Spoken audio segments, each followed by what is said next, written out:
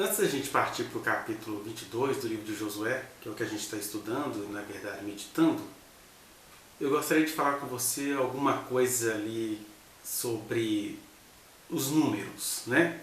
Números, não é numerologia, embora haja na cultura humana, nas humanidades, né? Essa questão da gente ficar se prendendo aos números, e a gente vai vendo isso no próprio tecer das escrituras, né? A gente tem aí, sei lá, 3 que significaria trindade, 40 que significaria provação, 8 que significaria perfeição, o número de Cristo.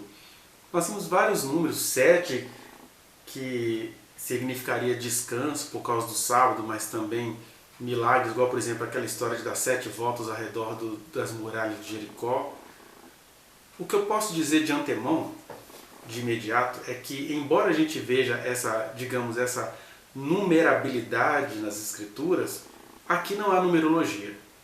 Porque se houvesse numerologia, por exemplo, quando Israel derrotou Jericó a partir daquelas 7 voltas ao redor da cidade, isso poderia ser repetido em outros momentos, mas não, aquilo foi uma coisa específica daquele momento e nunca mais aconteceu, nunca mais Deus mandou alguém fazer 7 voltas em cidade nenhuma. E aí a primeira conclusão para a qual a gente pode chegar é que essas questões numéricas, por assim dizer, que não são numerológicas, mas têm uma numericidade, elas são na verdade o diálogo de Deus com as nossas limitações humanas, percepções humanas e até simbolismos humanos. O que a gente não pode fazer é enfeitiçar isso. E tendo isso em mente é que eu quero te convidar hoje para a meditação no que se refere ao número 12, porque nós já começamos aí. Jacó teve 12 filhos, desses 12 filhos a gente pensa que vieram as 12 tribos de Israel, mas a gente vai ver que não foi bem assim. Mas existem aquelas tradições, né? Jesus, quando veio aqui conversando com a cultura patriarcal e misógina de Israel, ele também apresentou ao público 12 apóstolos, mas a gente vai ver na verdade que isso tudo era apenas uma simbologia no tempo e espaço, porque Jesus tinha muitas mulheres que o seguiam desde a Galiléia, vai dizer o texto bíblico, né? Desde as terras de Zebulon, Naftali, vieram com Jesus. Então não eram apenas 12 apóstolos, aquilo ali era só para dialogar com a cultura que conseguia absorver as coisas àquela moda, àquele modo, tem que ser 12. E Jesus dialogou, ele dialoga com as nossas necessidades humanas. Mas a gente que está aqui, tendo tempo para refletir, a gente que está aqui, né, e eu ainda não fui pego pelo vírus, espero que não seja pego, falo ainda não porque o vírus está aí pegando todo mundo, mas a gente pode então se dar, não ao luxo, mas à alegria de refletir enquanto a gente pode. Isso pode ser usado por alguém aí uma hora dessas, né? Então quero deixar aqui essa semente para você, que é essa tensão entre a numerabilidade dos acontecimentos bíblicos e a numerologia como uma situação pagã, religiosa, fetichista que a gente precisa rejeitar. Então Jesus dialogou ali com a sua cultura, elegendo 12 apóstolos, mas na verdade a gente tinha mulheres importantíssimas que botavam essa questão dos 12 para lá, e na prática, né, eles nem tiveram tanta importância histórica assim. Quando a gente vai vendo, por exemplo, essa questão dos 12, chega lá em Apocalipse, ela vai sendo multiplicada, né, para 144 mil que foram escolhidos, mostrando assim, olha, se no parâmetro humano de vocês essa questão dos 12 é importante, o que eu quero dizer é que daqueles que foram escolhidos por Deus, daqueles que alcançaram a salvação, 12 é o mínimo. O que vai acontecer é, no mínimo, 144 mil, e até essas tribos são descritas de maneira um tanto quanto aleatória. O João pinçou-as ali de sua memória, mas elas ficaram meio truncadas, é o que a gente vai ver daqui a pouco. Comecemos então por algumas questões da divisão das tribos em Josué, que nós temos aqui 4 grandes grupos, a gente pode dizer, para pensar um pouco nessa questão localizacional do livro, né? Então nós começamos aqui com as tribos na Transjordânia, né, que essas tribos aqui do lado de cada Transjordânia, que foram Ruben, Gad e a metade da tribo de Manassés, que são tribos que hoje elas não existem mais. Esse território está ocupado pela Jordânia. Depois, nós temos um segundo grupo de tribos que foram distribuídas, que foram tribos sem fronteiras fixas. São elas Simeão, Issacar e Dan.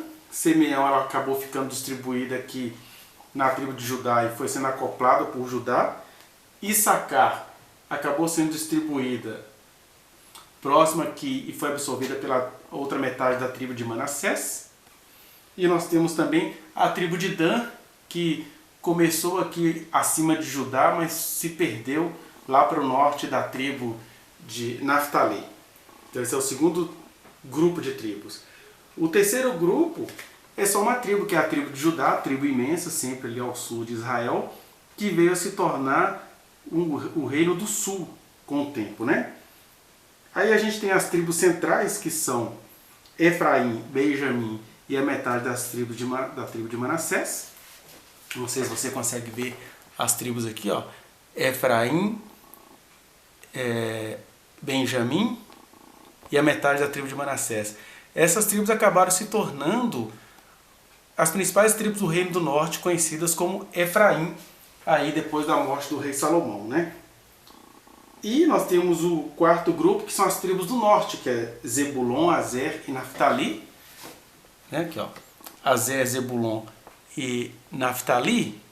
Essas tribos acabaram perdendo muito dos seus territórios, ficando apenas um pedacinho ali no que se refere à Galileia. E assim foram as divisões no território de Israel, para a gente falar de territorialidade. Nós temos também uma lógica, uma ordem, né, que imperou no livro de Josué, que é assim: depois da derrota dos povos cananeus, começa-se a distribuição das terras, e aí primeiro se divide aquelas tribos do lado de lá do Jordão, né, que era Ruben, Gade e Manassés.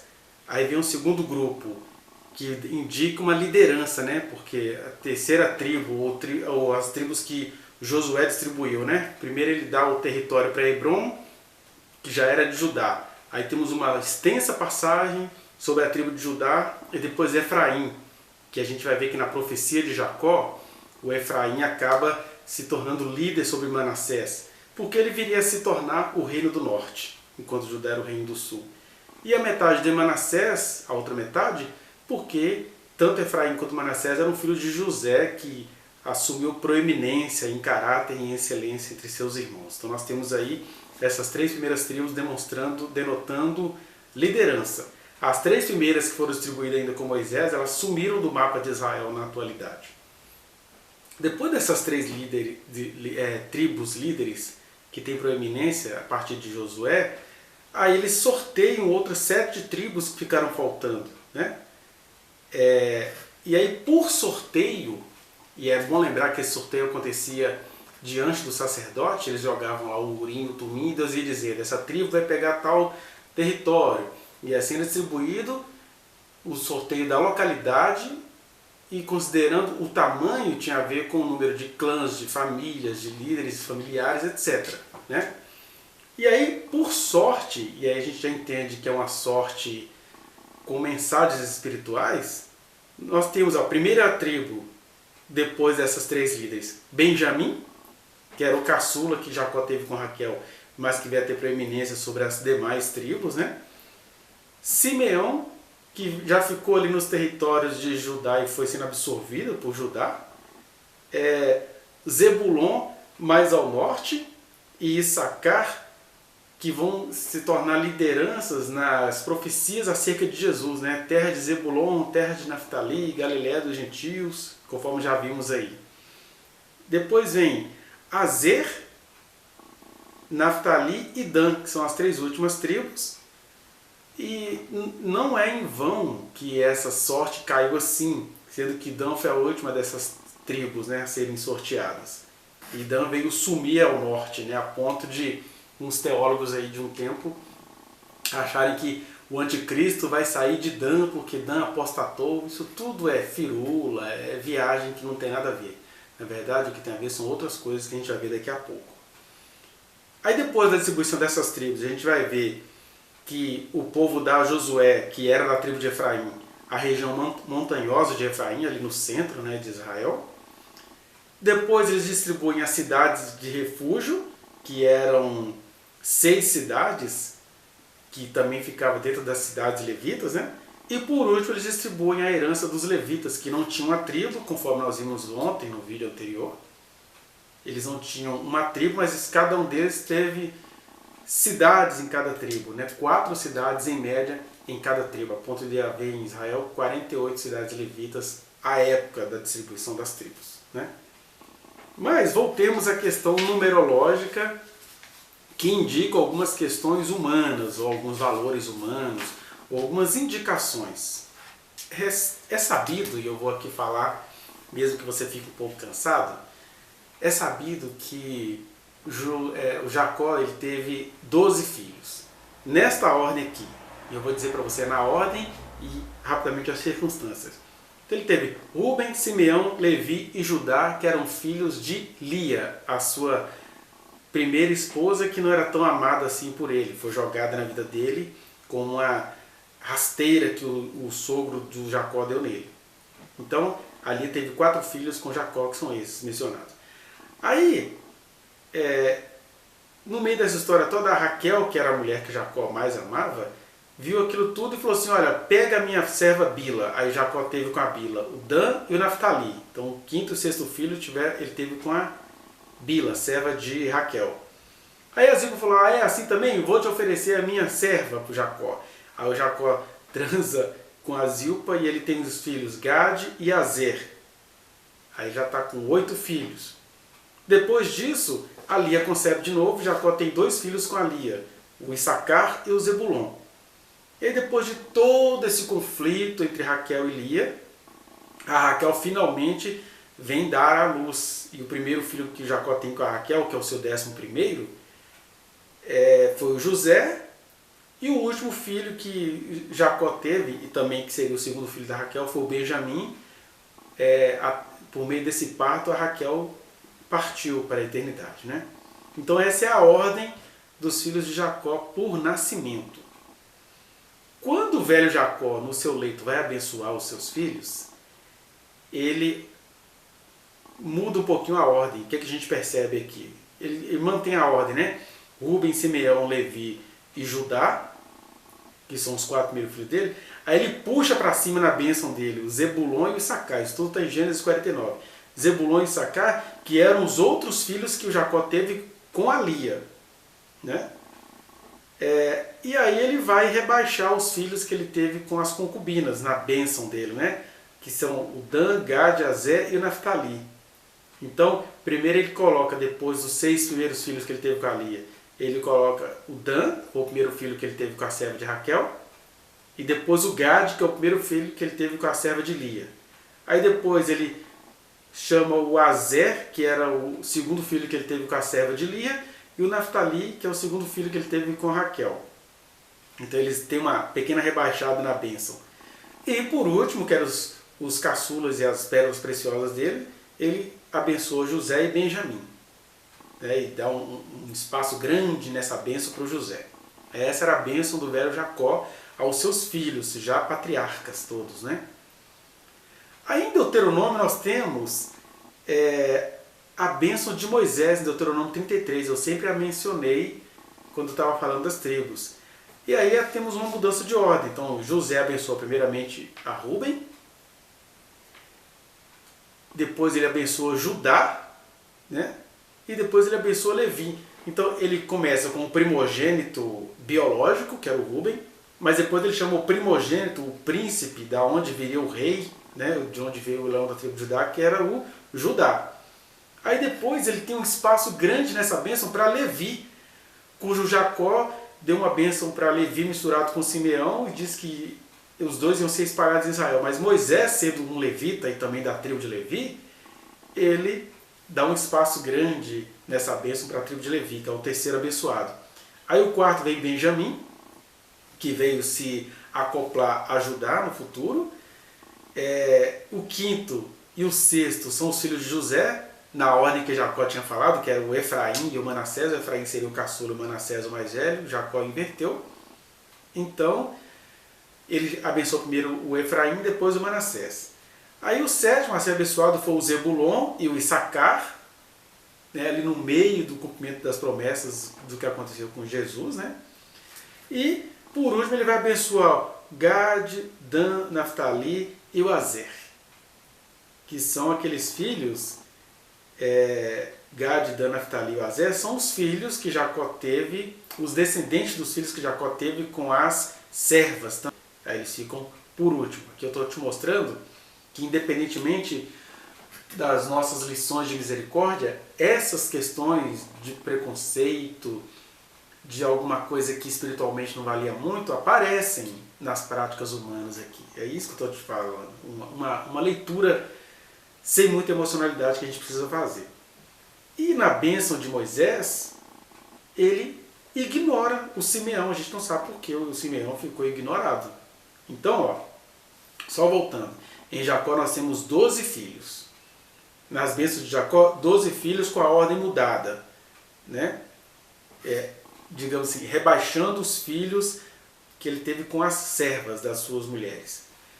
Em Deuteronômio, nós continuamos tendo 12, só que aí ele omite ou ignora o Simeão e acrescenta Levi.